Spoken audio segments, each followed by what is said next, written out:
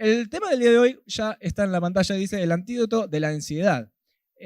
¿Por qué hablamos de antídoto? Bueno, porque como mi mujer les prometió en esa publicidad, la idea es erradicar por completo la ansiedad y no solamente buscarles una solución pasajera, una solución que sea de corto plazo, ¿verdad? Y para eso necesitamos encontrar una esperanza verdadera, porque muchas cosas son las que nos venden la libertad de la ansiedad, la libertad de otras cosas también, pero es una especie de marketing que medio como que te juega con los sentimientos, te revuelve un poco ahí el estómago y vos decís, bueno, yo voy y pago, ¿verdad? Pero lo que venimos a ofrecer en esta serie es una esperanza verdadera y una paz imperturbable, ¿amén? Una paz que sobrepasa todo el entendimiento y de eso hablaba Ana el domingo pasado, ¿verdad? Así que el antídoto de la ansiedad, ese es el tema. Y si lo tuviéramos que poner entero, sería fe, el antídoto de la ansiedad. ¿Amén? Fe, el antídoto de la ansiedad. ¿Por qué la fe? ¿Qué es la fe? Bueno, la fe, creo que tenemos un versículo por ahí, en Hebreos 11, la Biblia describe lo que es la fe, que todo el mundo ya lo sabe de memoria, y dice, es pues la fe, la certeza de lo que se espera, la convicción de lo que no se ve. Es la fe, la certeza de lo que se espera, la convicción de lo que no se ve. Y si es como una especie de checklist de si tengo fe o no tengo fe, ¿verdad? Si lo agarras, lo puedes hacer al revés. Algo leer al revés e interpretar al revés. Lo que no veo, de eso estoy convencido, ¿verdad?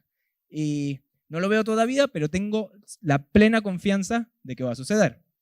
Y lo sigo leyendo al revés y digo, bueno, y espero algo, lo que se espera. Yo espero algo y tengo la plena certeza de que esa esperanza es verdadera. No, nadie espera algo no creyendo que va a llegar, ¿verdad? Como cuando pedís el Rappi o el pedido ahí en el supermercado, en la aplicación o cualquier cosa que compres online, ¿no? Vos comprás y esperás que llegue en algún momento.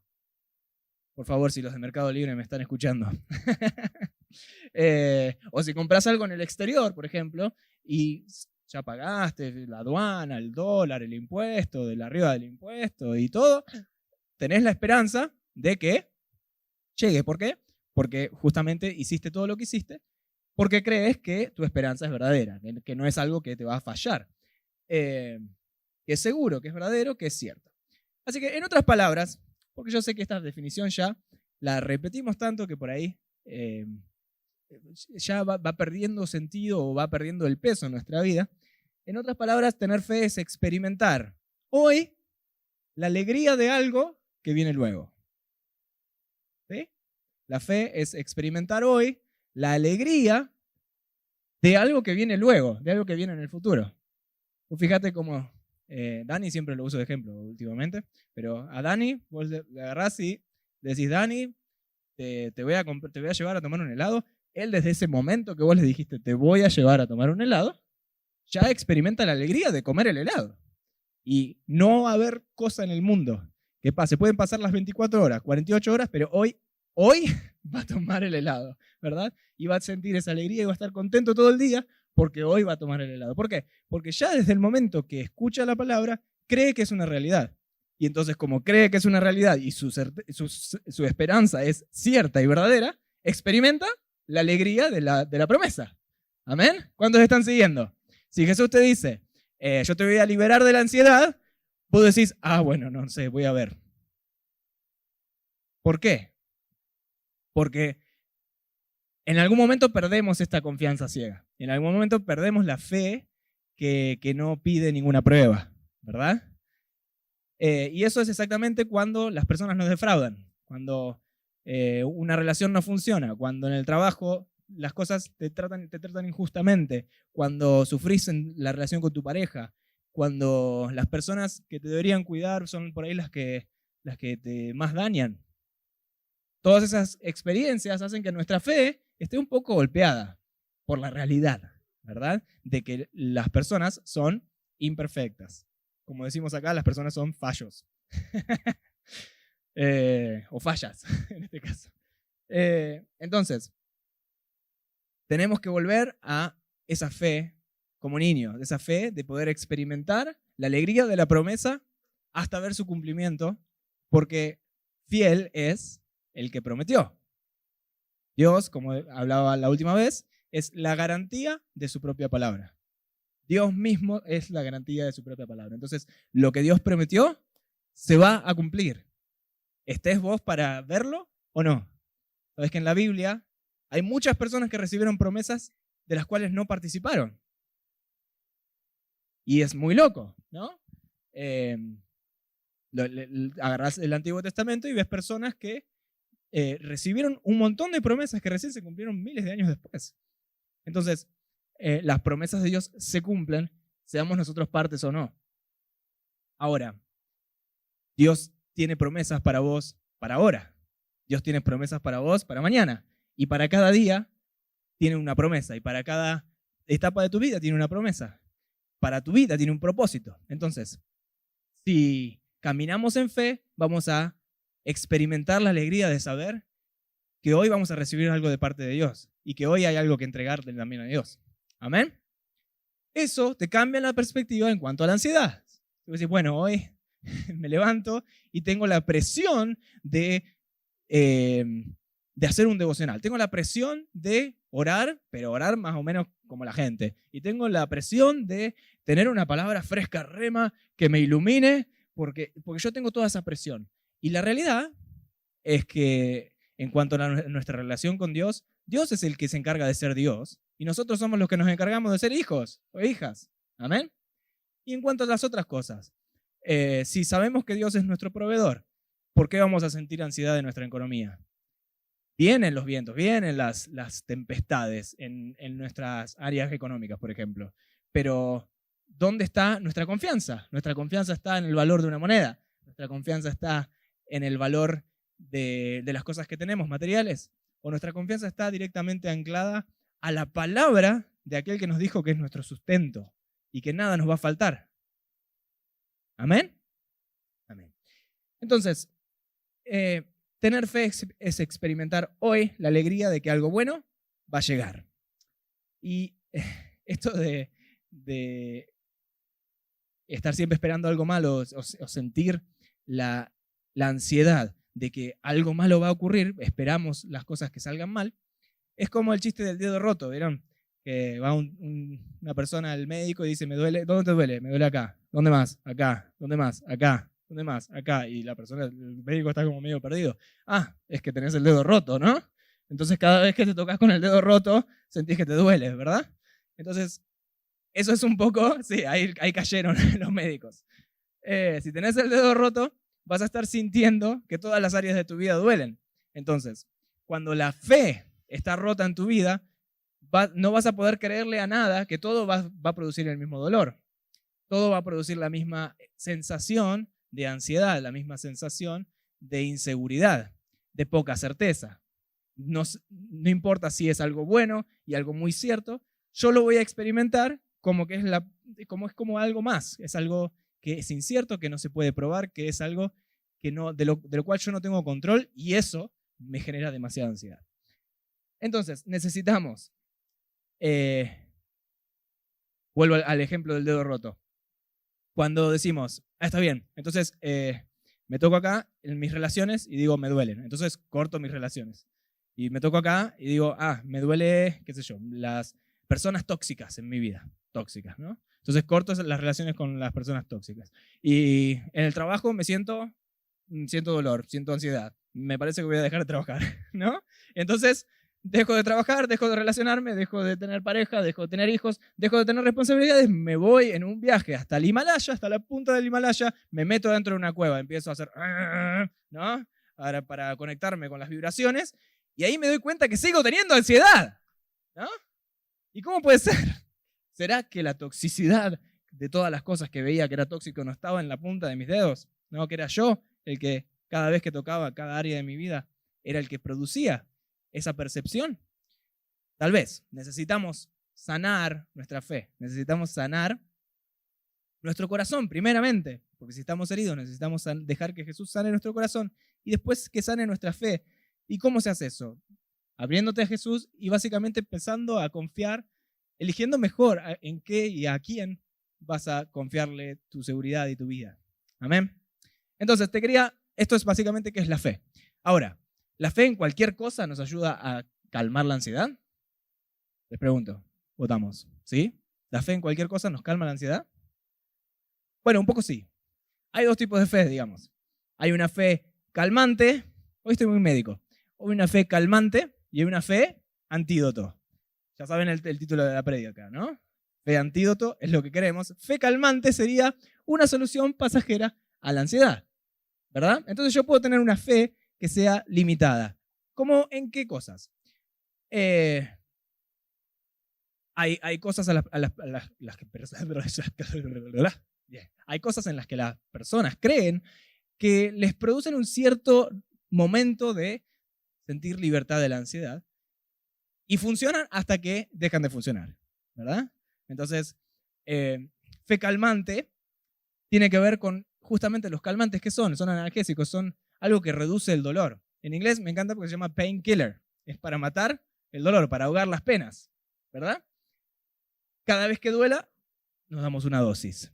Que es lo mismo que decir que estoy seguro de que el dolor va a volver, que la ansiedad va a volver. Si cada vez que vuelve yo ya estoy preparado como para aplicarme algo, para tomar una sustancia, para creer en cierta cosa, para hacer cierto sacrificio, para ir y hacer algo, estoy creyendo de que definitivamente mi esperanza es que la ansiedad va a volver.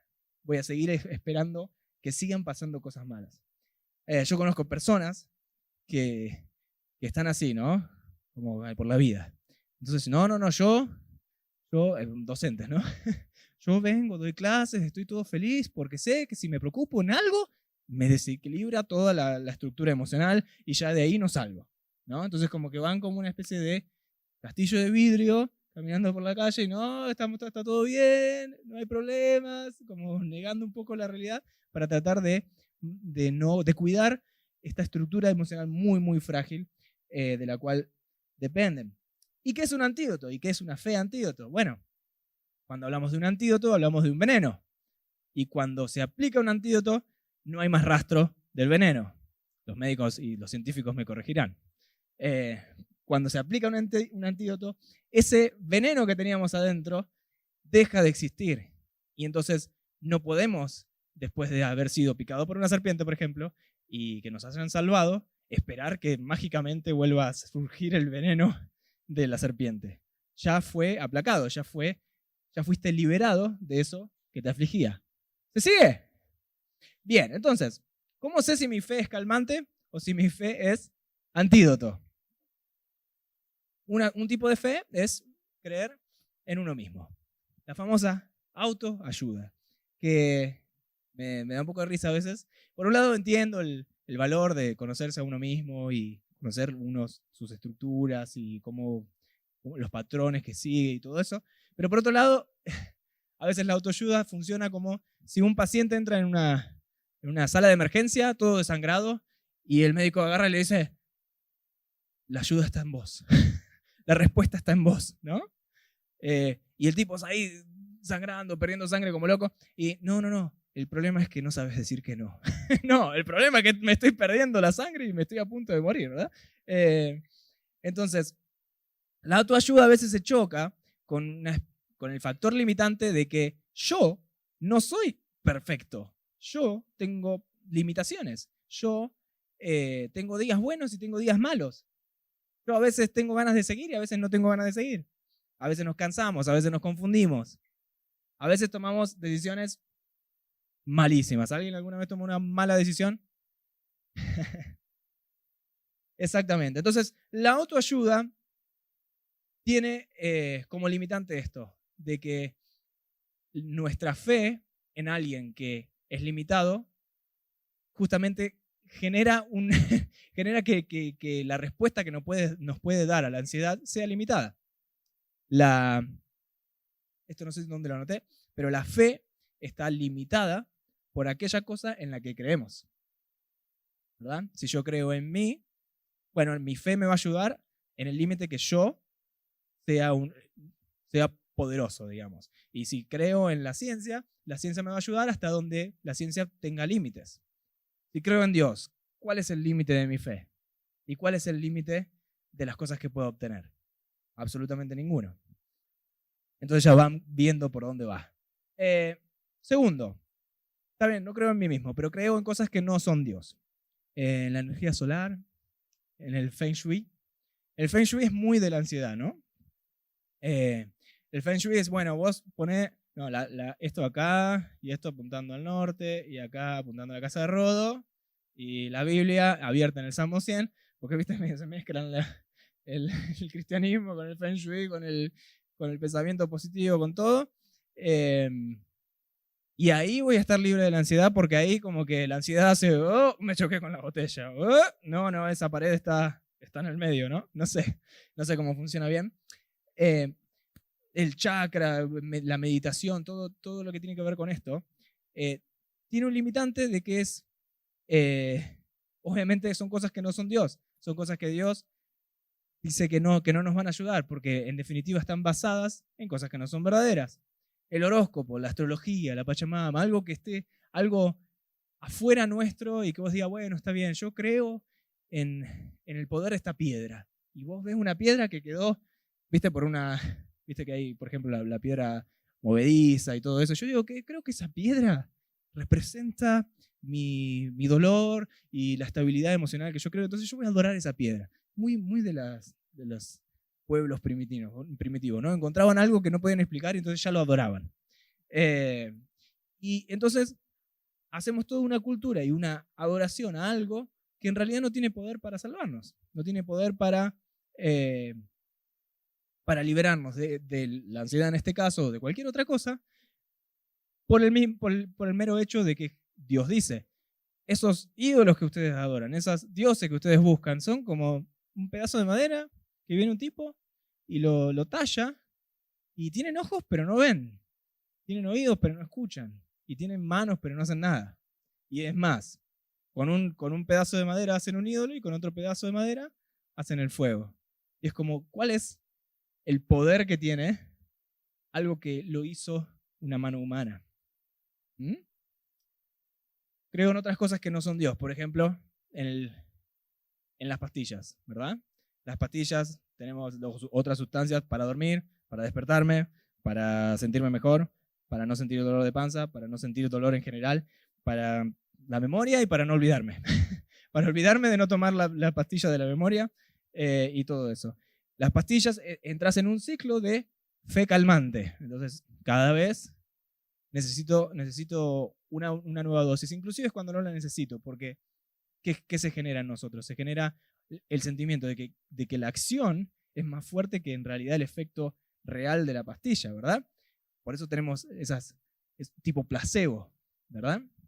Entonces, a nuestra alma, el hecho de decirle, toma un químico que va a solucionar el problema de la ansiedad de nuestra alma, es algo medio entrecruzado, ¿no? Porque estamos como cambiando nuestra perspectiva un poco de la realidad, calmándonos físicamente para un dolor que pasa por otro lado.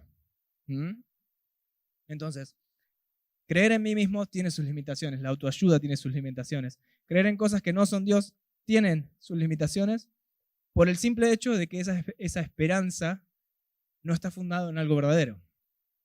Pero cuando creo en Dios y en sus promesas, mi fe no tiene límites. Ahí tenemos otro versículo de Mateo que dice, el cielo y la tierra pasarán, pero mis palabras jamás pasarán. Qué refugio, qué fortaleza nos da saber que la palabra de Dios no pasa. Nosotros vamos a pasar, nosotros estamos en esta tierra por un parpadeo, ¿no? Por un aleteo de un ave. Es algo muy chiquito, pero sabemos que la palabra de Dios fue dicha y va hacia un lugar, cumple su propósito. Podemos creer en la verdad, en la veracidad de la palabra de Dios. Y eso nos da en nuestro alma un ancla del cual nadie nos puede llevar. Entonces, cuando sí vienen los problemas, yo no me perturbo, ¿verdad? Porque estoy anclado en la palabra de Dios.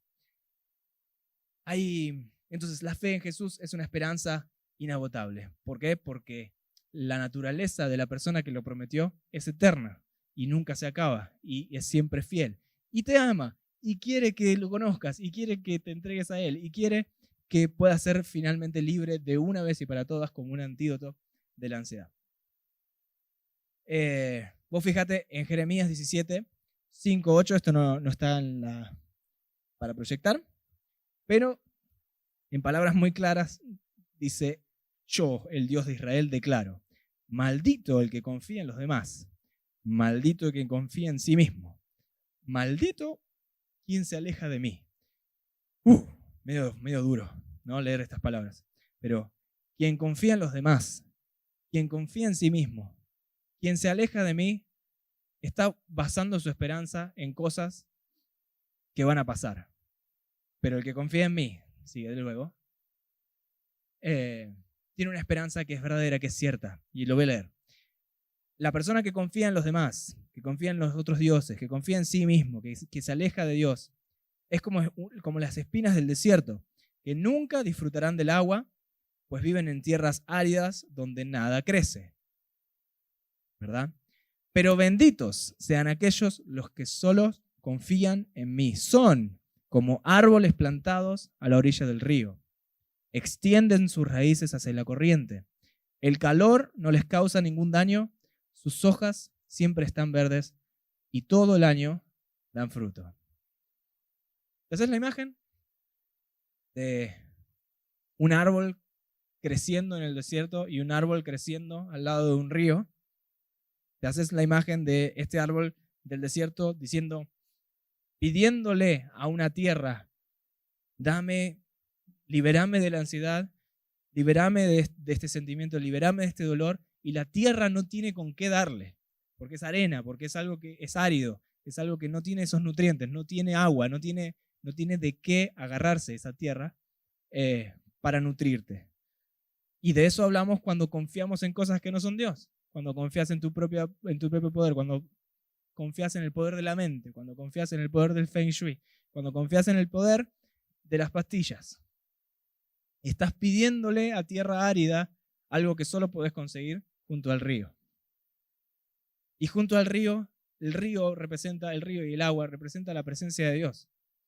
La presencia de Dios es algo que fluye constantemente, que está siempre siendo renovada, no es un agua estancada, es algo que siempre fluye y que nuestras raíces están conectadas a ello. Entonces, siempre que necesitamos ser libres de la ansiedad, estamos ya conectados a la fuente de paz, estamos ya conectados a la fuente de fe. Cuando vemos que hay tormentas, cuando vemos que las cosas se complican en nuestra vida, no miramos a la tormenta, sino que miramos nuestras raíces, miramos a la fe y decimos, ¿sabes qué? Siento un poco de ansiedad, pero ¿sabes qué? Si siento ansiedad, debe ser que me falta fe. ¿Será que me tengo que enraizar más? ¿Será que me tengo que acercar más a la fuente? ¿Que tengo que pedirle a la fuente algo más? Porque es lo mismo que hacen las plantas. Pedirle a la fuente más nutrientes. Pedirle al agua más nutrientes para poder crecer, para poder producir fruto. Entonces, benditos sean aquellos que solo confían en mí. Dios dice esto. Son como árboles plantados a la orilla de un río. Extienden sus raíces a la corriente. El calor no les causa ningún daño. ¿Por qué dice esto? Porque el calor está ahí. Y el calor en el desierto te seca, porque no tenés de dónde agarrarte. El calor junto al río te produce un efecto positivo. Si bien es la misma razón por la cual estás sintiendo algo, el hecho de que puedas estar junto al río te da la capacidad de poder convertir esa situación adversa en una situación de crecimiento, en una situación de superación, una situación de dar fruto. Las hojas de este árbol están siempre verdes y todo el año dan fruto. ¿Por qué todo el año? Porque es todos los días, porque siempre que estés conectado con Jesús, la ansiedad no tiene por qué volver a tu vida, no tiene lugar en tu vida, no tiene raíz en tu vida. ¿Amén? La fe antídoto es aquella que se deposita en Dios, porque la paz de Dios tiene el poder de erradicar por completo esa ansiedad en nuestra vida. Cuando parezcas que las cosas se ponen feas, Estoy unido a la fuente de paz.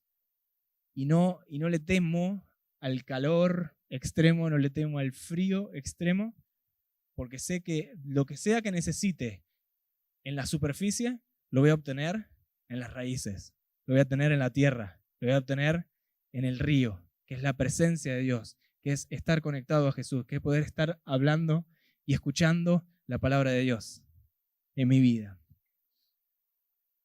Amén. Y muy bien, está bien que la fe es la certeza de lo que se espera, está muy bien que hay fe antídoto y fe calmante, lo entendí perfecto. Pero ahora, ¿y si yo no me siento un árbol al lado de un río y me siento más como un árbol en el desierto, qué hago? ¿No? Y si yo me siento que no me puedo trasplantar de este desierto a ese paraíso del cual vos hablás, bueno, hay una frase en español, vamos, el momento de enseñar algo en español, que es sapo de otro pozo. ¿Cuántos dicen esa frase? Es normal esa frase en su español. Y estoy hablando a los extranjeros más que nada. ¿Sapo de otro pozo? No lo han escuchado. Bien. Sapo de otro pozo es básicamente una persona que no pertenece a un lugar, ¿no? A una cultura en este caso. Cuando vos te sentís sapo de otro pozo, te sentís como que sos el único diferente en un grupo más grande, ¿verdad? Y esto es lo que por ahí sentimos cuando nos acercamos primeramente a Jesús, como que todo el mundo ya sabe quién es Jesús, ya sabe quién es Noé, ya saben que eres un montón de cosas y vos estás acá y decís, bueno, pero yo no sé dónde encajo bien en este lugar, en esta comunidad, en todas estas cosas que vemos acá todos los domingos. Y te quería dar una esperanza, porque los héroes de la fe fueron todos sapos de otro pozo. Vamos a mirar y vamos a ver si es verdad. Los héroes de la fe. ¿A quién se les viene a la mente cuando digo el héroe de la fe o los héroes de la fe? Abraham. Uno solo. Moisés. Bueno. Abraham y Moisés. ¿3D no jugabas? No. ¿Qué? Noé. Abraham, Moisés, Noé. David. ¿Alguien vino a la escuelita bíblica? David, Moisés, Abraham. ¿Alguien más? ¿Héroe de la fe? Jacob. ¿Quién más? Elías. Josué. Y bueno, ¿sí? Ajá. Jeremías. Excelente. Me gusta más que ya están más cerca de los profetas, porque los de Génesis los conocemos todos. Bien, todos estos héroes de la fe que mencionaron, ¿son personas que son sapos de otro pozo o son sapos del pozo? Vamos a decir. ¿Pertenecen a la cultura judía? ¿Pertenecen a la cultura de los hebreos? Definitivamente, ¿verdad? Pero si vemos en el Nuevo Testamento, ¿quiénes son los héroes de la fe?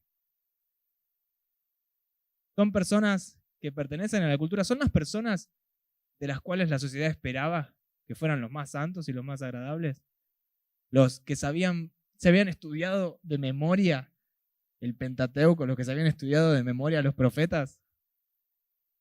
Claramente todas esas personas no fueron héroes de la fe, fueron los reprobados en su fe, ¿verdad? Los que no dieron la talla, los que se equivocaron.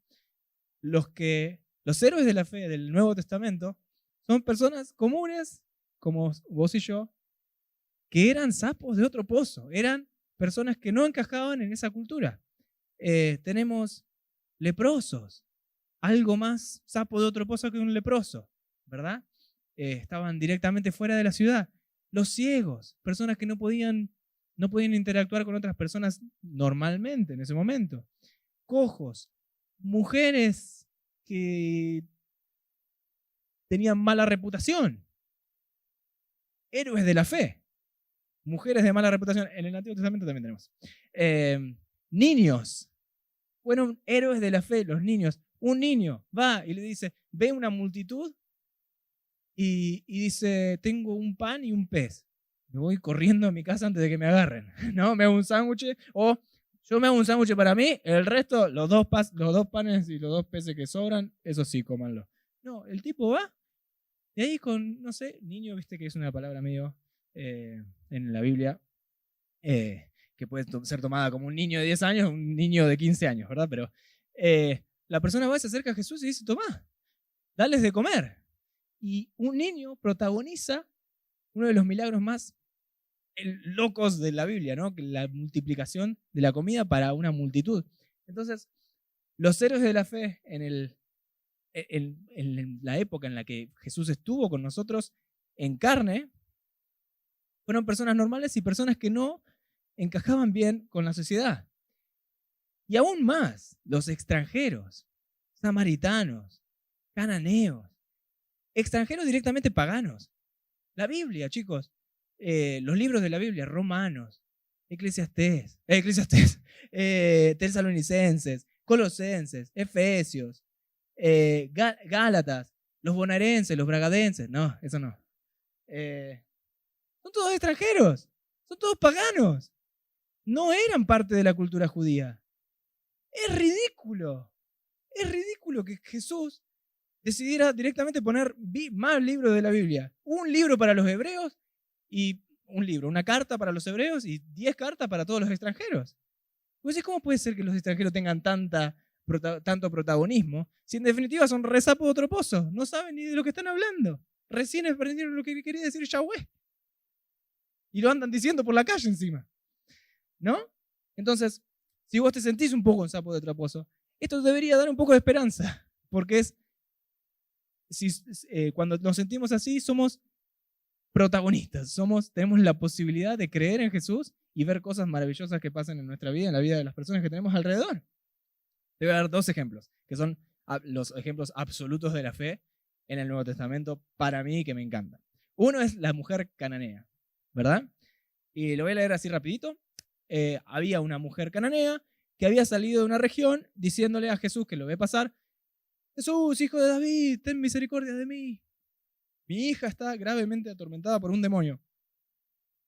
Y como que sucede una situación, después viene y dice que vino y se postró ante Jesús y dice: Señor, socórreme. Y Jesús le responde: no está bien, porque sos cananea, no está bien esto. Tomar el pan de los hijos y dárselos a los perritos. ¿No? A los perritos, le dice. Y ella le responde: sí, pero aún los perritos se comen las migajas que caen de la mesa de los hijos. ¿Y qué le responde Jesús? Le dijo: oh mujer, grande es tu fe.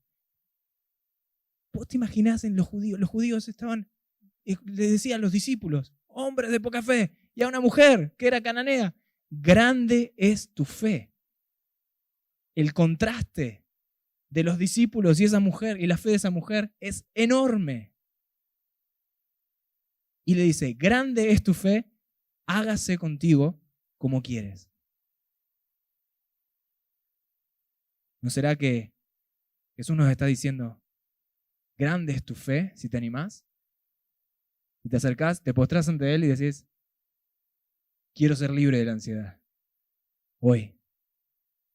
Y Jesús te va a decir: grande es tu fe. No perteneces. No, sos demasiado pecador. No das la talla. Te va a decir: grande es tu fe. Hágase contigo como quieres. Y su hija fue sanada en esa misma hora. Esto es uno de los casos donde Jesús sana a alguien a distancia. Porque la fe de esa mujer excedió todo tipo de esquema del momento. Y hay otro caso. El caso del centurión romano, que dice que Jesús estaba en Capernaum, que dice que estaba pasando por la ciudad y el tipo tenía un siervo que él quería mucho y que estaba muy enfermo. Y entonces manda el centurión a unos ancianos judíos a pedirle a Jesús que fuera a su casa para que ore y sane a su siervo. Ellos van, medio como que los convencen a Jesús de que este tipo era una persona muy buena, era romano, era extranjero, era pagano, pero como que había tenido actitudes muy buenas con los judíos. Y Jesús acepta y emprende su camino hacia la casa de este centurión. En esto, el centurión manda a un par de amigos a avisarle a Jesús que no se moleste en llegar hasta la casa, que él no es digno de que él vaya hasta su casa, que diga la palabra y que el siervo iba a ser sano. Porque él había entendido que si él daba una orden, se cumplía, y que si a él le daban una orden, se cumplía. ¿Y saben lo que dijo Jesús? Jesús, al oír aquel mensaje, se maravilló. Y mirando a la gente que lo seguía, le dijo, ni siquiera en Israel he encontrado una fe tan grande. ¡Wow! Este sapo de otro pozo les dio una lección a ustedes, ancianos, judíos, personas que estaban completamente en el centro de la cultura judía y que estaban cerca de la palabra de Dios, no comprendieron la fe de la manera que lo hizo esta persona, que es un sapo de otro pozo, que no entendió nada, pero sí entendió lo que es la fe. ¿Amén? Entonces, cuando estas personas que enviaron llegaron a la casa, ya el siervo estaba sano. Otra vez Jesús, por la fe de alguien que era un sapo de otro pozo, sanó a distancia, cuando lo que hacía normalmente era pasar y sanar uno a uno a las personas. ¿Qué es lo que hizo posible esto? La fe de una persona que era un sapo de otro pozo, de una persona que dijo, ¿sabes qué? No confío en mí, no confío en otras cosas, no confío en mis otros dioses. Tengo dioses para tirar para arriba, soy romano. Tengo dioses de cada estrella que veo en el cielo. Pero ¿sabes qué? Este tipo, yo creo en él, yo creo que tiene poder. Anda a decirle, y si dice él es sano, va a ser sano. Esa es la fe que tenemos que imitar. Esa es la fe que tenemos que decir, doy el paso adelante y espero una esperanza verdadera, cierta. Tengo la certeza de que Jesús me va a escuchar, la certeza de que me va a responder, la certeza de que no quiere para mí una vida llena de adversidad dentro de mi corazón, de una vida llena de adversidad en mis emociones, en mi mente, que quiere paz para mí, que quiere estabilidad para mí, que es un pastor para mí, que con su vara me conforta, que con sus palabras me calman, que con sus palabras me guía, que puedo seguirle y que aun cuando pase por valle de sombra de muerte,